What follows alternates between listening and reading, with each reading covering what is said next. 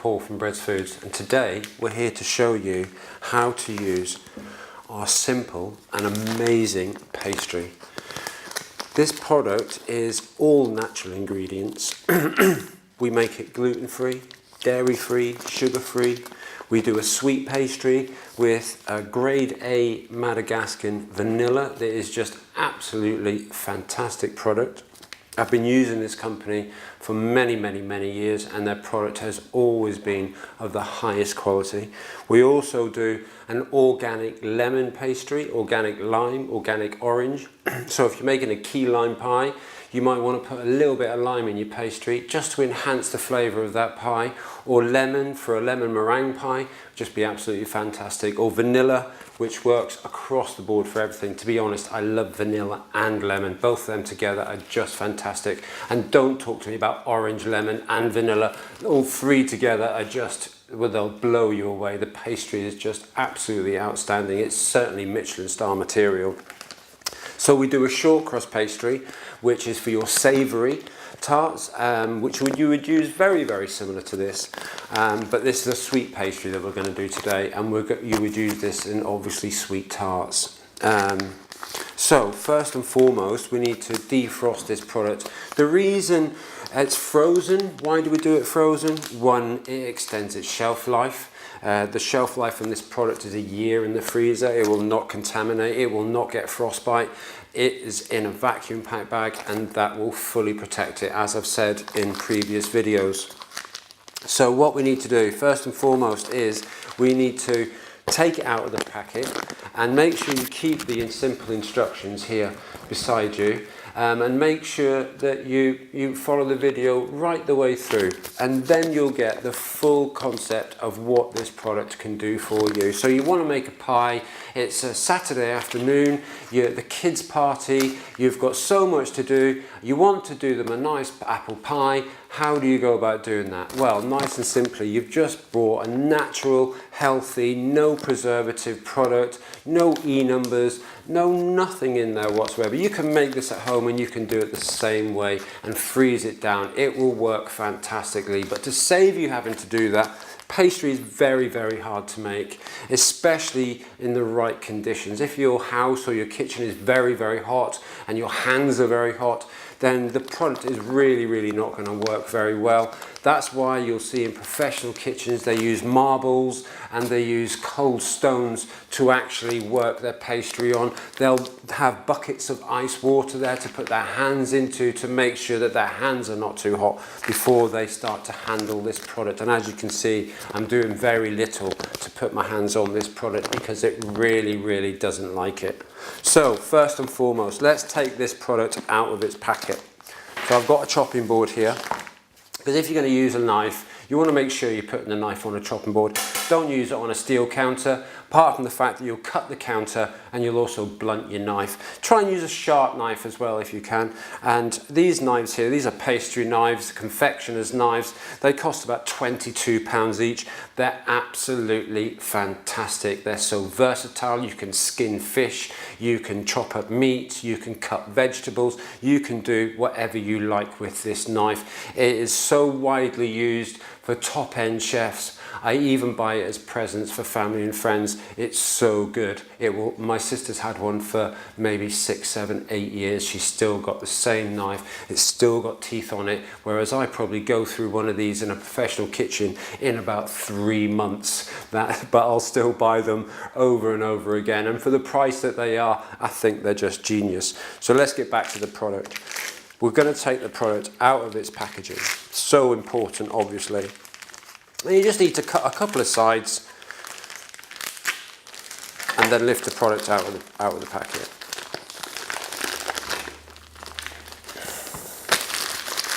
Let's get rid of the rubbish. And what I'm going to do is I'm just going to put some gloves on, because I have an intolerance to wheat, and this is a gluten/wheat product.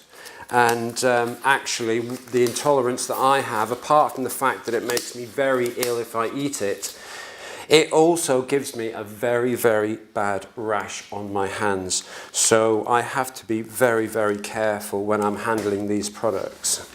So now I'm going to show you how to line a large tart case. There is tart tin. There is several ways that we can do this. One is with some baking parchment. So what I've done is I've cut it out just slightly bigger than the size of the tray, the baking tray. And then what we do is we are going to fold it over like this. And then we're going to fold it again, like so. And then we're going to fold it again,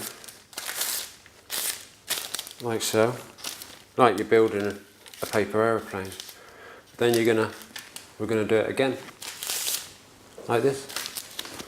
And then what you're going to do is you're going to get your tray and you're going to point it to the middle of the tray, like so, and hold that there in the middle of the tray.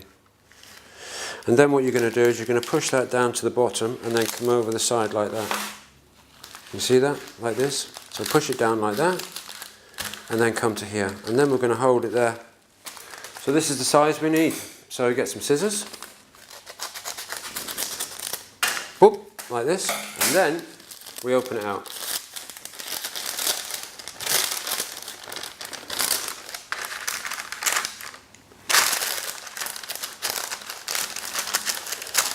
And then we line the tray like this.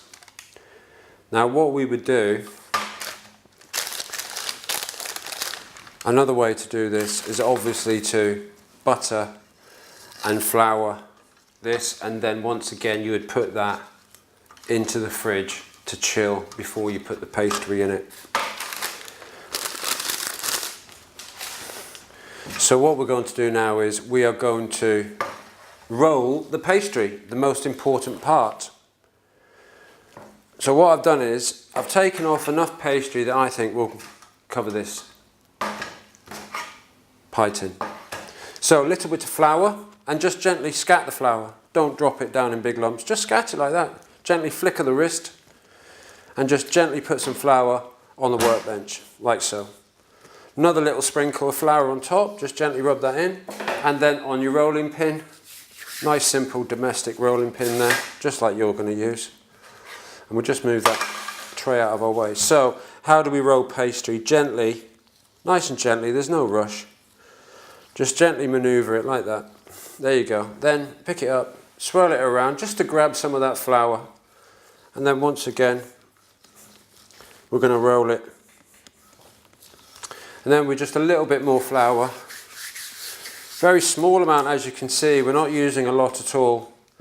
If you find that the tart is starting to stick to the bottom, just lift it up gently like this and just have a little scat around, gently like so, just to make sure that it doesn't stick to the workbench.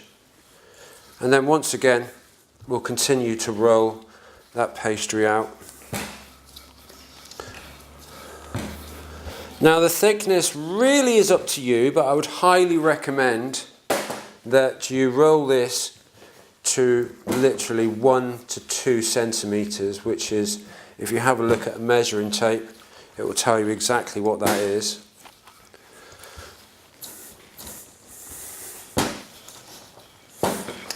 And once again, just keep, if you see it sticking, just gently on there like so. See, you can fold it over, just a little bit more flour on there.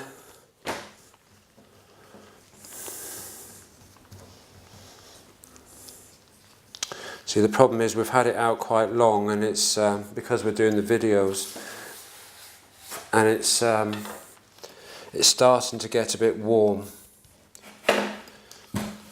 So what you would do is you'd put your pie tin over there.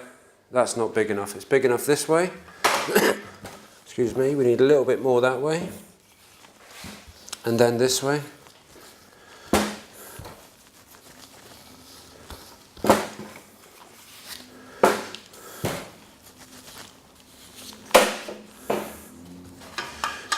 once again we'll have a little look at that, and then it's quite simply we can just lift that off of the bench, just sliding a knife underneath there. Once again, if you want to pick that up, we can pick it up like this. You need to put it on the rolling pin, obviously.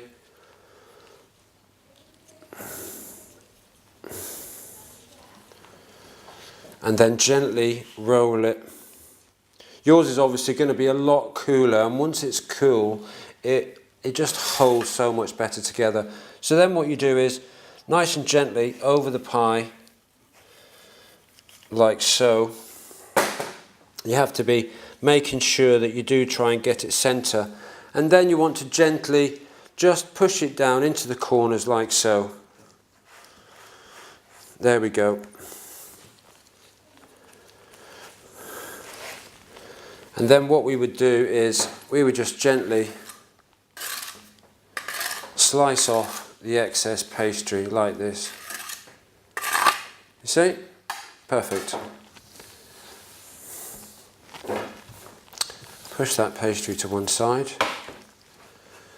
And then what we would do with this is we would put it in the fridge to chill for 5 or 10 minutes. In that time you can get your filling ready.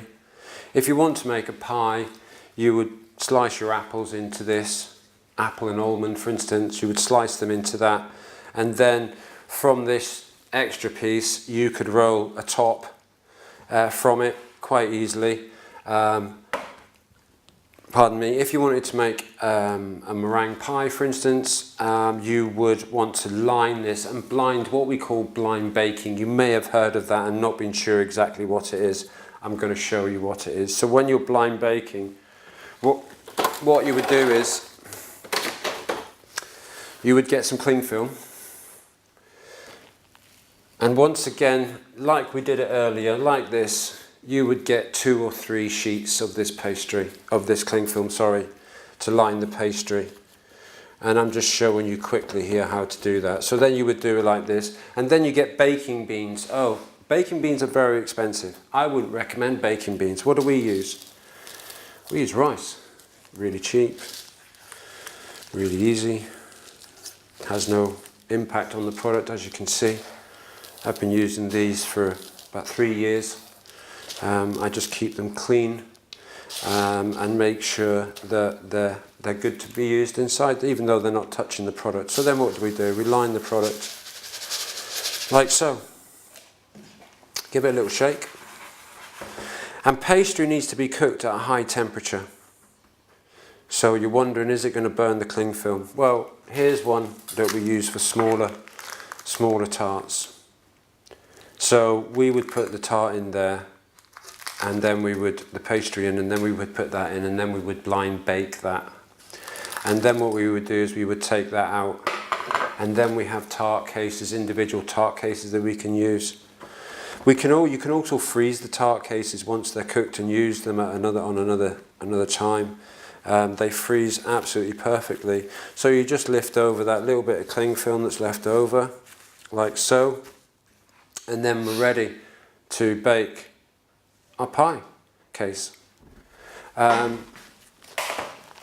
what I'm going to do now is I'm going to briefly show you how to do, so we'd do some jam tarts, let's say. That's what we're going to do. So you can just quickly re-roll. I don't highly recommend re-rolling this pastry. Our gluten-free pastry rolls absolutely brilliantly. It rolls 2 or 3 times. I don't know why. Pastry is just a chemical reaction. It doesn't like being rolled. It tends to stiffen up. It becomes not very nice, but our gluten-free pastry becomes lovely and flaky. It's just so nice, the gluten-free pastry, and not something that you see on the supermarket shelves. And once again, it doesn't have any preservatives, though we don't have excess amounts of sugar or salt or fat or anything like that in there. We try to just make a basic recipe, and the only way we preserve it is by freezing the product, and that seems to work fantastically. We've been doing it for hundreds of thousands of years. There's no reason why we shouldn't continue to do it. There we go. So what we would do with this is we'd get a cutter like this, and on this cutter you would go, right, that's going to fit inside the pie that the size that you want to cut. And as you can see, it's just overlapping it because you need to get into the sides of it as well. So with this, we're just going to cut one out. So we've cut one out, remove the excess. It doesn't necessarily have to be that thick, and even if they are too thick, I've cut them too thick, I don't want them that thick, then you can nip that around like so, put it back down and recut it again, and you're back to your size again. So then we would just line that inside like so. And obviously with a jam tart, once again we'd put this in the fridge to chill and cool. So with a jam tart, for instance, there's two things we can do. We can put that inside, which will stop the pastry from misshaping or rising and you can't put anything in it. Or what you can do is you get a knife and you just gently prick the pastry, which aerates it, gives it room to expand and stops it from rising up on you. Okay, and that's it. That's the pastry ready to go. And that is the same for the short crust, the gluten-free, the normal standard pastry. They all work very much the same. Okay, thank you. Enjoy.